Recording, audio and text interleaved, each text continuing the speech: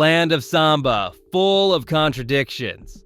Brazil from a distance looks like a tropical paradise.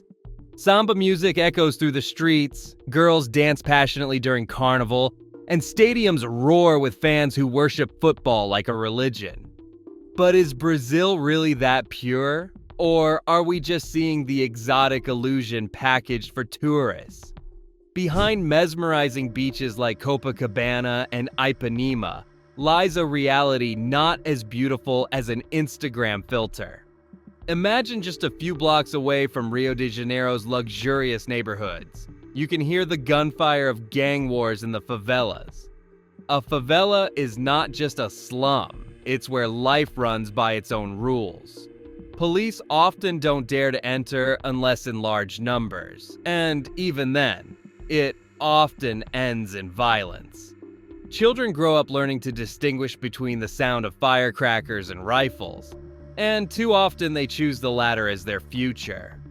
But what's shocking is that amid the chaos, life goes on. People sing, dance, and even dream, and that's not all. Brazil is known as a sensual country, full of passion and color, but this sensuality also has a dark and grim side. In big cities like Recife and Fortaleza, the tourism industry is tightly intertwined with the flesh trade. Many foreign tourists come not just to sunbathe, but to hunt for pleasures that are darker and younger. Yes, Brazil has legalized this flesh trade. Teenage girls barely in their teens, made up like grown women, stand by the roadside with eyes that have lost their spark. Some of them are even sold by their own families because that's the only way they can eat. At Carnival, you might see smiles on the faces of street dancers. But not all of them dance for fun. Some dance to survive, some dance just to bring rice home. Crazy contrast, isn't it? Brazil seems to live in two worlds constantly colliding. On one side, a culture that is open, passionate, and expressive. On the other, poverty, violence, and exploitation wrapped in filters. And ironically, many Brazilians themselves have become used to it all. They call it jeitinho brasileiro, the unique Brazilian way of dealing with problems. If the door's closed, they look for a window. If the window is shut, they break the roof. A way of life that is creative but also manipulative. And it spreads from the streets all the way to Parliament. Part 2. The overexposed flesh trade culture. In many countries, intimacy is private. But in Brazil, intimacy can be a public spectacle. On public beaches, it's not unusual to see couples far too intimate. Sometimes, without shame, they do it openly. A kind of freedom that for some people feels disgusting. But the problem doesn't end there. Brazil is known as one of the world's tourist flesh hubs. Cities like Natal and Salvador are filled with foreign tourists who know exactly what they can buy behind the smiles of local girls. The heartbreaking part, many of these girls aren't even old enough to drive a scooter, yet they're already the main menu for international predators. And this isn't hidden. Many nightclubs openly market them through social media, complete with secret codes. The authorities, they turn a blind eye. As long as money flows, everything runs smoothly. This is the irony of Brazil, a nation so open it has lost its boundaries. Part 3. Football, the cruel second religion. In Brazil, football is more than a sport. It is the breath of life. But behind the passion lies a cruel obsession. Children are taught from a young age that becoming a football player is their ticket out of poverty. They train relentlessly, betting their entire future, and many end up failing, left as unemployed youth with no education. And for those who succeed, the pressure is insane. Imagine a 20-year-old carrying the expectations of 200 million people. One of the most humiliating defeats when Brazil was crushed 7-1 by Germany in the 2014 World Cup, led to players like Fred and David Luiz being flooded with death threats. Brazilians love football, but that love can turn into a curse when their hopes are betrayed. Part 4. Delicious or disgusting food. Brazil has tempting cuisine like churrasco, feijoada, pão de queijo, but wait, not all of their food is as appealing as it looks. Imagine spaghetti mixed with sweetened condensed milk, or fried bananas topped with cheese and ketchup. In rural areas, there's fermented meat pickled under the sun without refrigeration, and in some places, they make soup from a cow's head, eyes included. But what shocks tourists the most? Their toilet habits. Most Brazilian homes and public restrooms don't flush toilet paper down the bowl, but throw it in open bins. The result? A stench like a biological bomb. This is normal because their sewage systems can't handle it, but for foreigners, it's nauseating. Brazil teaches us one important lesson. Uniqueness sometimes comes at the price of stench. Part 5. Plastic surgery and the perfect body culture. Brazil is the paradise of plastic surgery. From Rio's boulevards to small clinics in the favelas, everyone races to get their dream body. There, big buttocks are seen as the ultimate beauty standard. Many young women are willing to go into debt, even undergo illegal procedures that often end in infections or death. What's more shocking? Plastic surgery is also given as a birthday or graduation gift. Teenage girls as young as 15 receive a new body before entering high school. Brazil lives in the illusion of beauty. Behind the smiles on Instagram are scars, and sometimes trauma. Part 6. Jeitinho Brasileiro. A slyness disguised as creativity. Brazil has a unique culture called Jeitinho Brasileiro, where clever ways of solving problems often mean breaking the rules. Need documents? Bribe the officer? Want to skip the line? Know someone inside. From small things like illegal parking to massive scandals like embezzlement of state funds, everything is normalized. The tragedy is that this culture spreads. Children grow up watching their fathers bribe traffic police, and they don't see it as crime but as cleverness. This is the root of corruption in Brazil, a system that isn't broken because it was never right to begin with. Part 7. Alcohol, violence, and endless parties. Brazil loves to party, but behind the music and drinks lies a heavy price. Liquor like cachaça is cheap and available to anyone. As a result, alcohol is the leading cause of domestic violence, deadly crashes, and abuse of women. Many public festivals end in bloodshed. Even carnivals, supposedly symbols of joy, often conclude with news of rape or forced marriages. Freedom without restraint is only a step away from disaster. Part 8. Brazil, Korea, and the same dark side. We often compare Brazil with countries like South Korea, more modern, orderly, advanced. But wait, Korea's dark side is just as frightening. In Korea, social pressure drives many teenagers to suicide. In Brazil, economic pressure drives teenagers to sell their bodies. In Korea, beauty is a national obsession. In Brazil, plastic surgery is a cultural heritage. And more terrifying still, in both countries, suicide is no longer surprising. Brazil has its favelas, Korea has its suffocating education system. They are different, but their wounds are the same. This is the world today. Behind skyscrapers, behind the smiles of dancers and celebrities, there are always stories we don't want to see, but must hear. Brazil is not only the land of samba and smiles, but also a land of wounds and silent screams. We can choose to see only the light, or we can dare to dive into its darkness.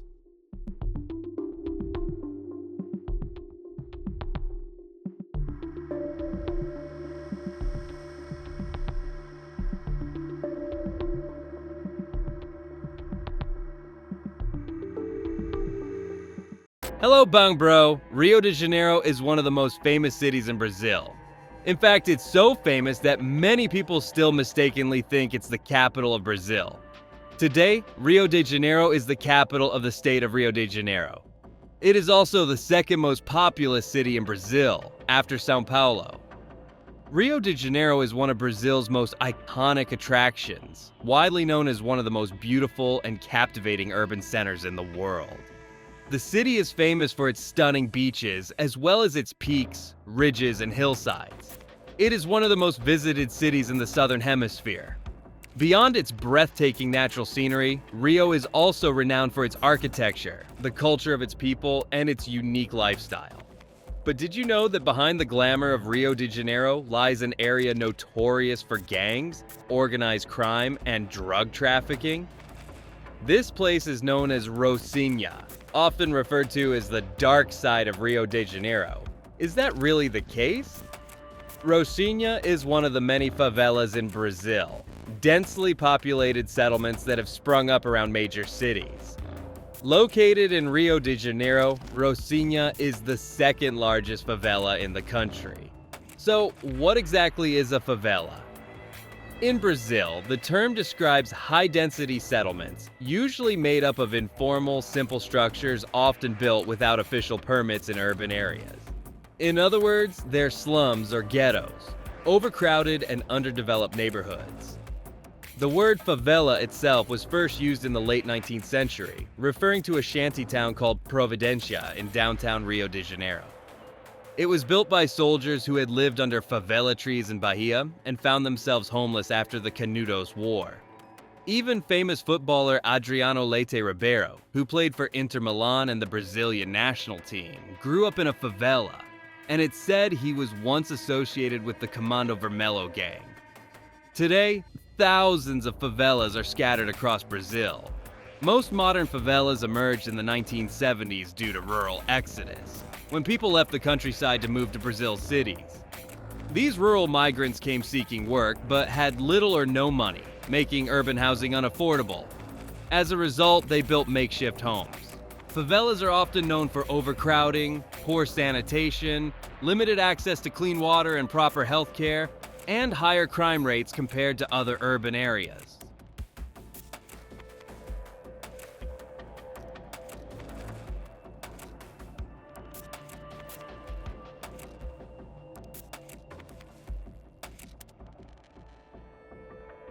Nevertheless, favelas are also vibrant communities with strong social bonds, diverse cultural activities, and grassroots initiatives aimed at improving residents' quality of life.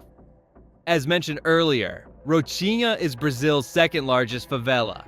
Located in Rio's southern zone between the districts of São Conrado and Gavea, Rocinha covers an area of 143 hectares.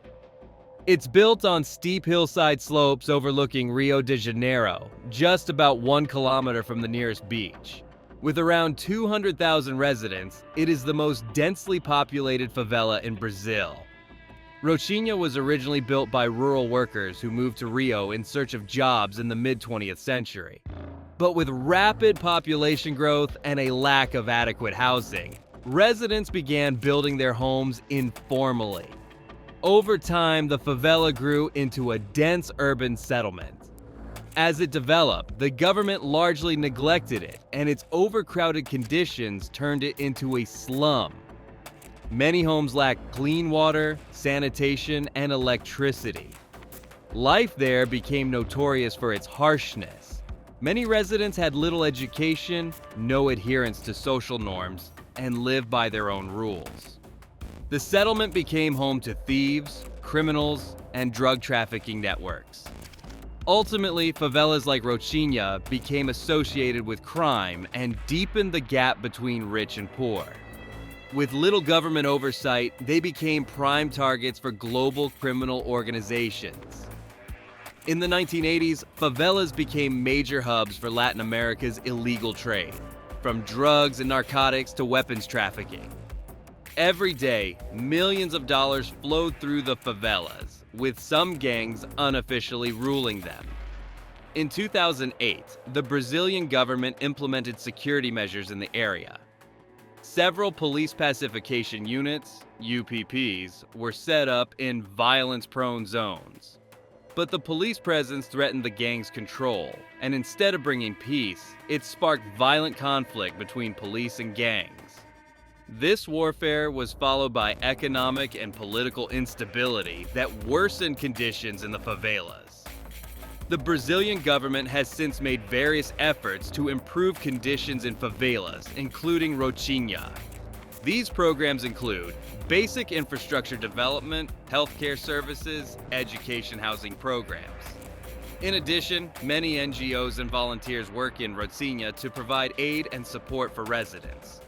Rocinha still has a reputation as a dangerous area due to its history of crime and violence. But it's important to note that the situation can change over time.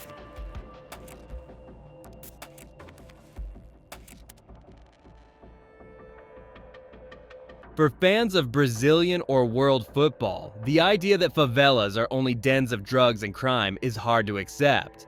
In fact, for football, favelas are like an academy, maybe even better than La Masia. Many world-class Brazilian football stars have come from these neighborhoods. Football, both in Brazil and globally, owes much to the favelas. Legends like Ibrahimovic, Rafinha, Gabriel Jesus, Firmino, Zico, Ronaldo, Romario, and Ronaldinho all have roots in these communities. Despite living in conditions far from ideal, they refuse to let poverty define their destiny. With determination, hard work, and an unbreakable spirit, they rose to become wealthy global stars, bringing pride to their nation. Millions around the world idolize them. Over time, Rocinha has transformed from a makeshift settlement into an urbanized slum. Today, nearly all houses are built from concrete and brick. Some buildings reach 3 or 4 stories high, and almost all have running water and electricity. Compared to simpler slums, Rocinha has more developed infrastructure, with hundreds of businesses such as banks, pharmacies, and bus routes.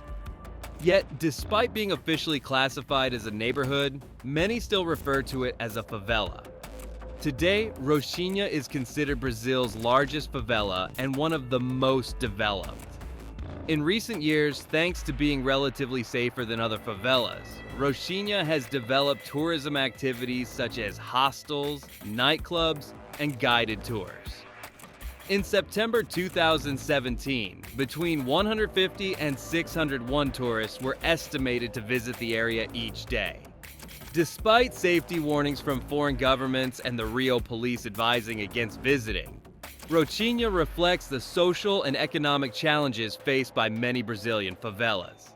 Despite its difficulties, it is also a place where strong community spirit thrives.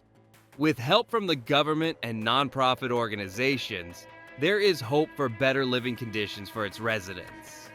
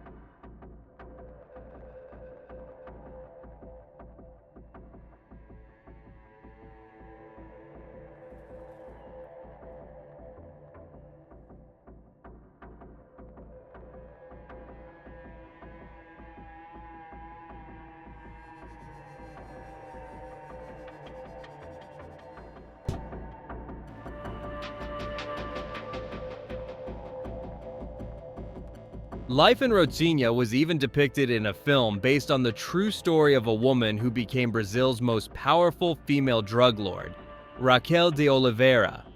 The movie, titled Outlaw, Bandida, a número in Portuguese, was released in 2015 and adapted from Oliveira's own book, A Número So, what do you think, Bang Bro? Share your thoughts on Rio de Janeiro in the comments below. We've made many other interesting videos. Check them out. There's plenty of fascinating information inside. Thank you for watching our channel. If there were any mistakes in delivering this video, let's discuss them together in the comments. And if you enjoyed our video, don't forget to like, comment, and subscribe. Turn on notifications so you don't miss our latest updates.